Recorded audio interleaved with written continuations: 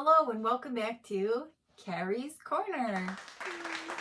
Today we're not actually going to be learning a lot of German. We are mostly going to be talking about different facts and things, maybe commenting on things that I personally have noticed about life here in Germany. So let's just get into it, shall we? So outside of Germany, everyone calls Germany, Germany, and the language that they speak is German. But in Germany, we call Germany Deutschland. And the Sprachen, the language that we speak, is Deutsch.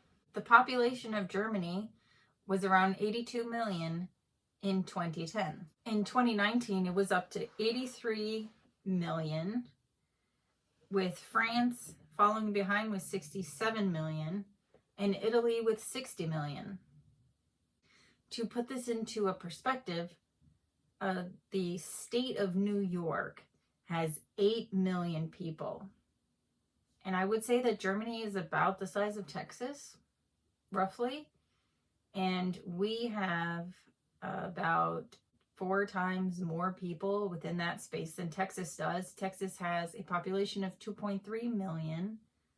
So, if you are a fellow American living in Germany, there are 120,000 Americans living in Germany out of the 82 million people that currently live here. And about a little less than half of that is U.S. military personnel stationed throughout the country. A lot of my English-speaking or American friends come from different Facebook groups that I have. We live near the city of Nuremberg, and I have a local Facebook group. Shout out to Bavarian Ladies Community. If you would like to join and get to know some other people who are English-speaking in Nuremberg, you can feel free to join this group. We used to meet occasionally, but that was before Corona. And then we have a couple during lockdown that we tried to, but the lockdown happened and we never got together. So I would say, according to the statistics here, about 50,000 U.S. military personnel are stationed here. I have also met a large majority of my English-speaking friends through church because we live near a U.S. military base and they have a church off-post that we are able to attend. The capital of Deutschland is Berlin. I would say that Berlin is most famous for being the largest city in Germany, but it was also where the Berlin Wall was. And that in itself is a whole nother different history story that maybe one day I can go into about things that I have learned and observed about East Berlin and West Berlin. But for today, that's some of the things we'll talk about. Some of the other major cities in Bavaria, the largest city is Munich, but we also have Hamburg, which is all the way up in the northwest corner, which I've visited there. We have Cologne, which is an incredibly old city, Stuttgart, and Frankfurt. Nuremberg is also a large city, but I wouldn't say it's nearly as big as Munich and Frankfurt, but I would say it's about halfway between those location points. So if you ever want to come visit me, look up flying into Munich or Frankfurt if you think flying into Nuremberg is too expensive for you. And maybe you'd like to take the train to see some of the countryside on your way to visit. So most of the history that Americans learn about that is anything related to German would be, you guessed it, World War II history. There is a lot of history there. And maybe one day I'll make a video talking about different things that I have learned since moving here that I didn't learn when I lived in the US. Let me know down below if this would be something you would be interested in hearing about. So we had, again, East and West Berlin was separated, and all of Germany was unified in 1990 when the wall came down. Looking at a map, you would think that Germany is in the middle of Europe.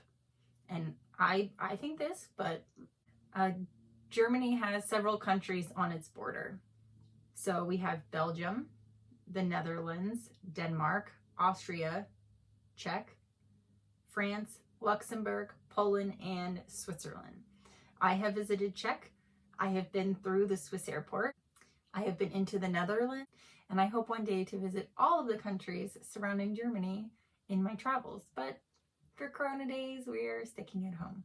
Germany has the largest economy within Europe. Offhand, probably one of the most popular clothing brands in the world is Adidas.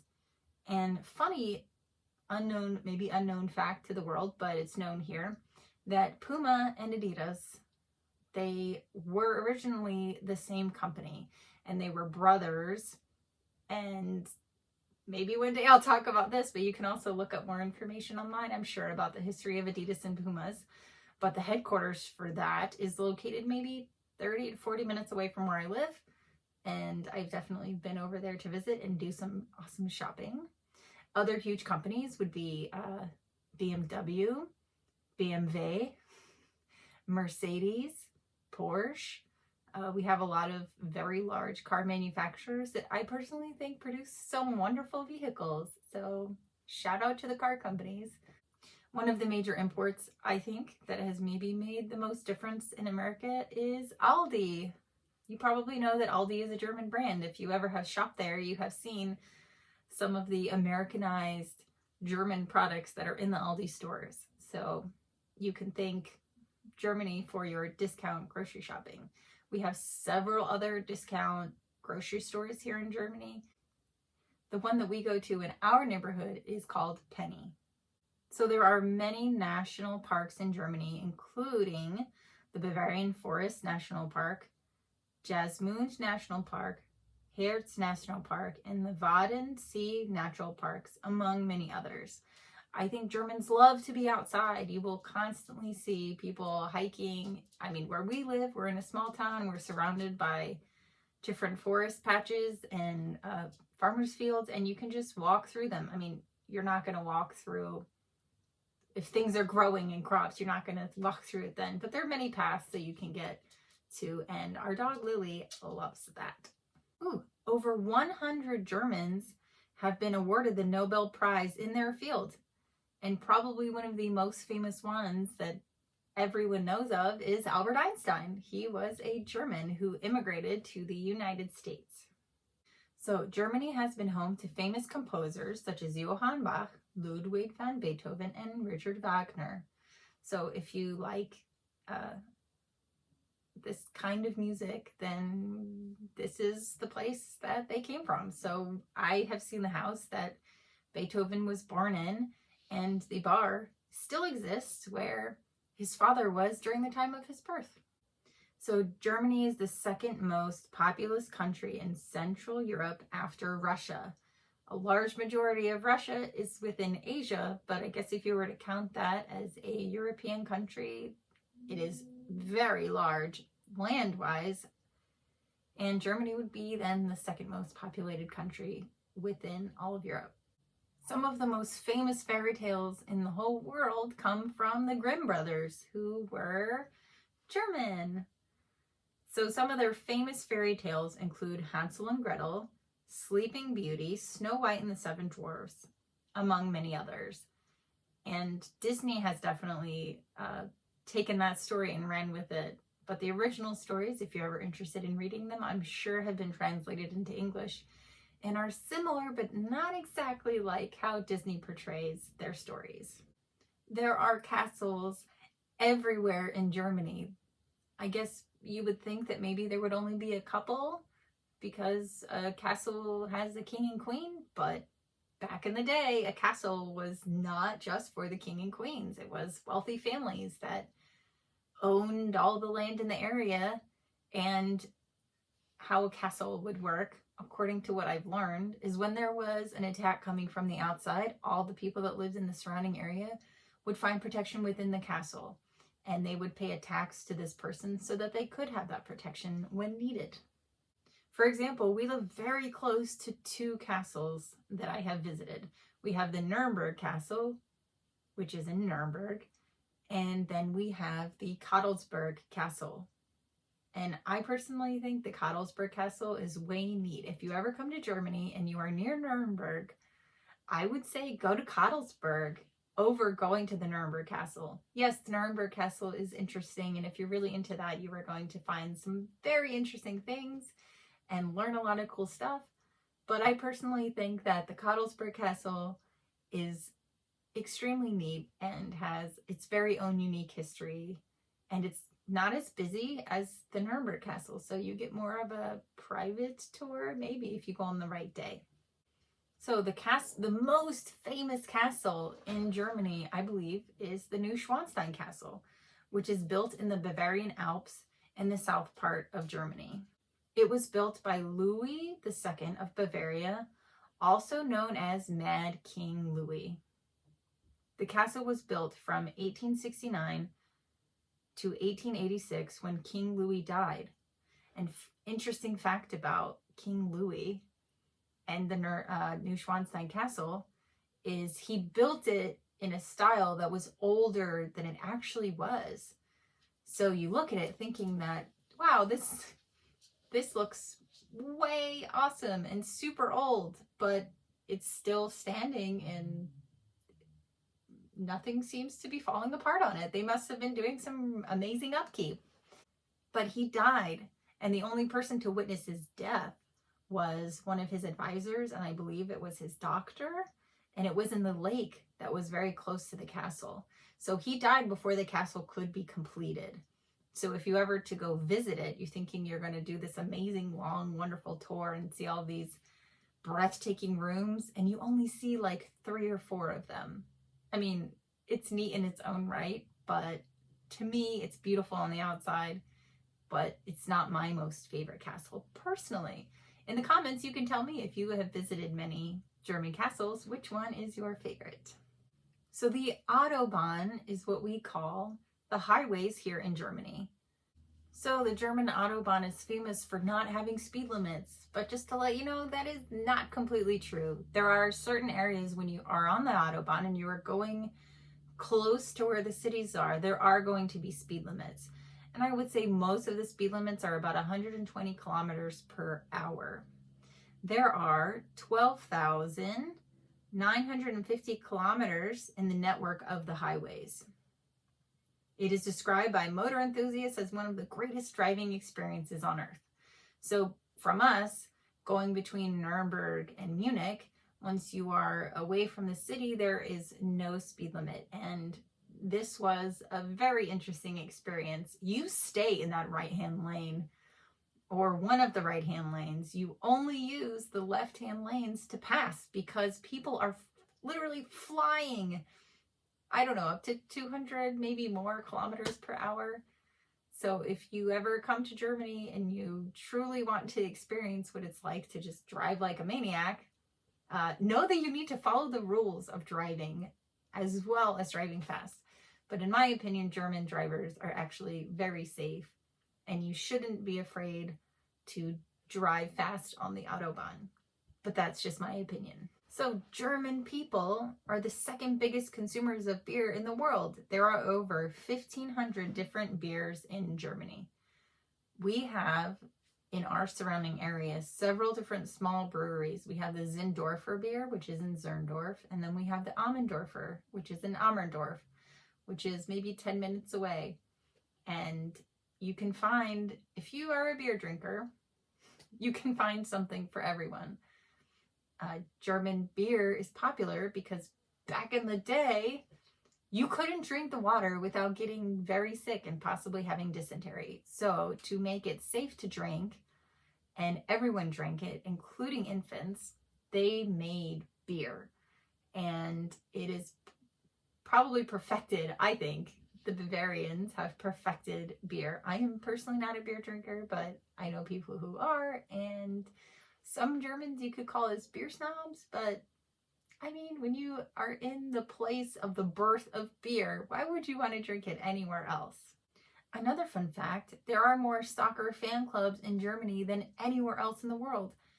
And soccer, or Fußball as it's known here in Germany, is definitely the most popular sport by far.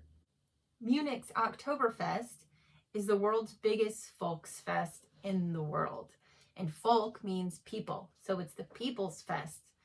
So after every season, normally outside of Corona, after every major season in all of the towns, even our tiny little town, we have different fests throughout the year. Our favorite fest here in Rushtal is the Apple Fest.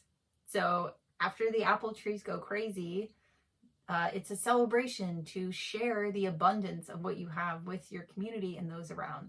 So literally anytime outside of Corona time. So anytime you come to Germany, you can definitely find a fest within driving distance of where you are. And one of my favorite fests that we have gone to has been the Apple Fest here in Rushtal, but we have also been to a kite fest with I, which I thought was incredibly neat and cool to experience. If you are sitting in a restaurant in Germany, one of the local restaurants, I would say probably every town has a local German restaurant that caters to those just in that neighborhood, but we have visited several around our area. And one of the first times you can be kind of caught off guard, so let me give you a tip. When people come in, especially locals, will come in and knock on the table. And this is literally knocking on wood. And you're like, why are they doing this? It's a way to say hello to everyone, but also to let people know that you are not a ghost, because they believe that a ghost couldn't knock on anything because their hands would pass through it. So you know if someone's knocking, it's a tradition, and this is why they have that tradition. Kindergarten is not considered part of elementary school here in Germany. So on the first day of first grade, the students here get this big cone thing that is filled with school supplies and sweets and toys, and it's a way for kids to be really excited about starting school. And you can buy them either pre-filled or you can fill them yourselves. Speaking of beer, by the age of 14, you can already drink beer and wine in the company of a custodial parent. And I believe the age that you can buy beer or wine is 16, and hard liquor and alcohol is 18. And also, drinking alcohol in public is completely legal. So if you wanted to buy a beer and just walk down the street, you can totally do that. It is very common to see, I think especially now, to see to go. So you can buy an alcoholic beverage and you can take it with you to go and enjoy in the park or on a walk through the city or wherever. One of the huge benefits of being a German and also living here is if you decide to go to college, it is completely for free. I believe there is a small fee, maybe books you would have to pay for, but even if you are a non-German, there are also several programs here that everything is in English. So if you wanted to come and study abroad, and I had a friend that came here and studied for her master's. Hi, Ashley. She did come to stay and visit us, and she had a wonderful, great experience coming abroad. There are, in Bavaria, many, many English speakers. So I would say it's not so difficult. You can learn the basic words and phrases, and Germans are always happy when you try and speak German, but a lot of Germans love speaking English and practicing their English with you.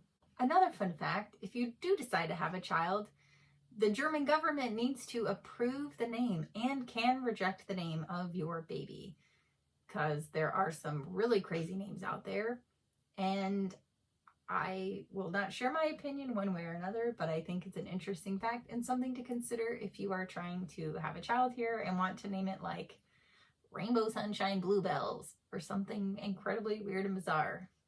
If this is your child's name, more power to you, but it probably will not get approved here in Germany. Oh man, everything is closed on Sundays except for churches. The work-life balance here in Germany is pretty amazing. You have up to 6 weeks paid vacation if you're working full-time, possibly 4 if you're just starting. And you have every Sunday absolutely off. Some people, when they first get here, they complain about it because maybe this is the day when they lived in their home country that they decided to go grocery shopping or whatever. A lot of restaurants are open. I would say that. A lot of restaurants are open, so you can still go out to eat. But they encourage that day to just be with your family because the family unit is very important here in Germany. Apparently in Germany, it's bad luck to wish someone a happy birthday before their birthday. And you will not see someone open a present until at least midnight of their birthday. So if you give someone a gift and they don't open it and you are in Germany and it is before their birthday, do not be offended, because it's just bad luck and it's sort of the thing that people here do. Another fun fact about Oktoberfest, it doesn't start in October. I would say most of the fall fests actually start in September, but I guess it ends in October and maybe that's why they call it Oktoberfest. I'm not exactly sure. The last fact that I will share with you today is that one of Florian, my husband's favorite drinks, is called Spezi, S-P-E-Z-I. And it is Coke and Fanta mixed together, which is a dark cola and the orange soda mixed together. And Germans really love it. I would say it's probably one of the most popular sodas that is drank here. If you would like to live life today like a Bavarian, you can go to Aldi and purchase some sausages, maybe some soft pretzels, and you can mix together Coke and orange Fanta. Thanks for joining me today in my talk about some interesting, fun, and cool facts. Hopefully this was interesting for you and something to learn. I hope to do more videos like this in the future, and I will see you all next time.